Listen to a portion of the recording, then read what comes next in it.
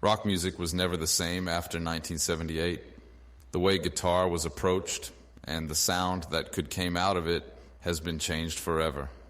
The whole 80s, and even now, has been positively influenced by this man. We're diving into his classic tone and his impact on this world.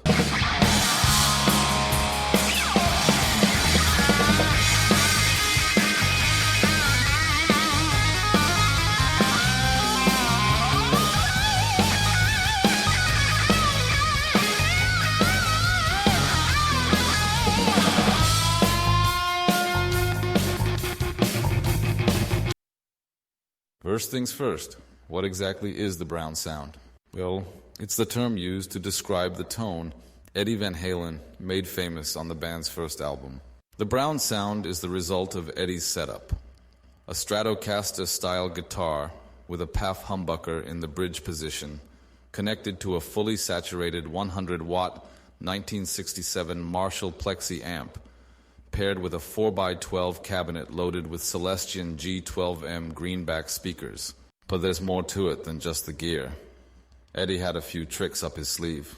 In a 1978 interview with Guitar Player magazine, Eddie was asked to describe his tone. His response? "It's a Brown sound." Simple as that. This phrase caught on and became synonymous with the raw, punchy, and fat tone that defined the early Van Halen sound. Now, let's talk about some myths. People often say that Eddie's tone was achieved thanks to the Variac and the Echoplex EP3. Let's take a closer look at these. The Variac is a device that allows you to adjust the voltage going to your amp, and it's often associated with Eddie's tone. But how does it work? Well, by reducing the voltage, the amp's tone becomes more saturated and round, making it ideal for that creamy, crunchy Van Halen sound. Eddie himself explained that his Marshall Plexi was incredibly loud, and when he tried a 220 volts Marshall amp in the US, which ran at 110 volts, he noticed it sounded quieter and more controlled. This led him to use the Variac to control the voltage, and in turn, the volume and saturation of his amp. Eddie had specific voltage settings he would use depending on where he was playing. In small venues, he'd set the Variac to 60 volts. For bigger gigs, it would go to 80 volts. But for recording, the sweet spot was 89 volts. This became his main volume control, allowing him to get the perfect balance between tone and volume. So, does the Variac really create the Brown sound? Well, it's not just about the volume. Eddie's tone is definitely shaped by his use of the Variac at 89 volts. He said in interviews that although he wasn't initially intending to change his tone, the Variac became a huge part of how his sound evolved. In a 2015 interview with the Smithsonian National Museum of American History, Eddie shared his story about how he discovered the Variac, turning it into an essential part of his setup. Eddie shared this story about his early days. "I worked all summer to buy that amp, and it was so loud I had to do everything just to handle it. Then I found a Marshall from England, and when I plugged it in, I noticed it was quieter. It was running on 220 volts, not the 110 volts we use in the US. That's when I realized I could control the volume by adjusting the voltage. I went to a store, found a Variac, and the rest was history."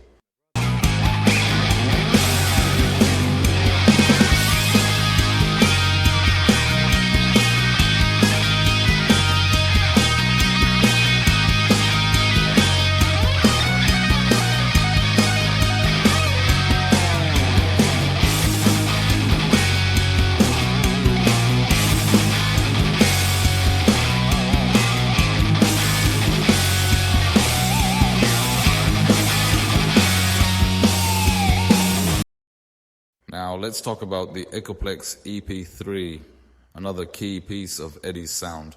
The Echoplex was a tape echo machine, but it wasn't just about the delay. It had a preamp that added a bit of warmth and coloration to the signal. Even without using the delay, many guitarists, including Eddie, would use the preamp alone to enhance their tone.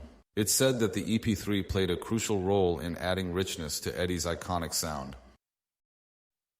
A common question that comes up is, isn't the Brown sound just a plexi sound? Yes and no. While the Brown sound is achieved using a plexi amp, not all plexis are the same. Early plexis, like the one Eddie used from 1967, had a warmer, rounder tone with a bit more mids and bass. Later plexis, post-1969, had a sharper presence and more gain. So, the Brown sound is really a unique blend of the early plexis tone, the variac, and the echoplex. Let's take a quick look at all the gear Eddie used to create his legendary tone. Of course, there's his Frankenstrat guitar, the Marshall Plexi amp, the 4x12 cabinet with Celestion G12M speakers, the variac, and the Echoplex EP3. But Eddie also used a few other components. For instance, he often relied on the MXR EQ to boost mids, or as a booster depending on the guitar he was playing.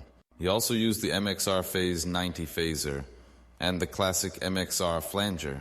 All of these elements combined to create that unmistakable Van Halen sound.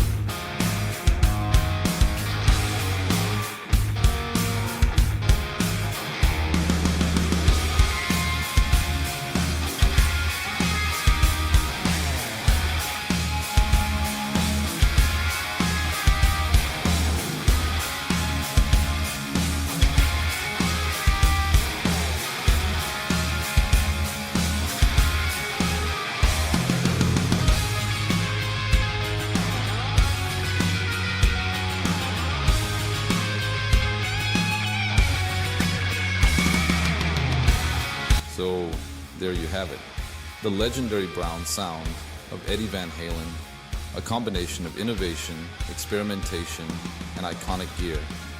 Whether it's the Marshall Plexi, the Variac, or the Echoplex, Eddie's sound has inspired countless musicians and continues to live on today. And to celebrate 5K subs here on this channel, I want to share with you guys the IR made of Eddie's 1978 record. So you can save some time and have some fun or get inspired by his sound to write some stuffs. It's free and it's right there in the description.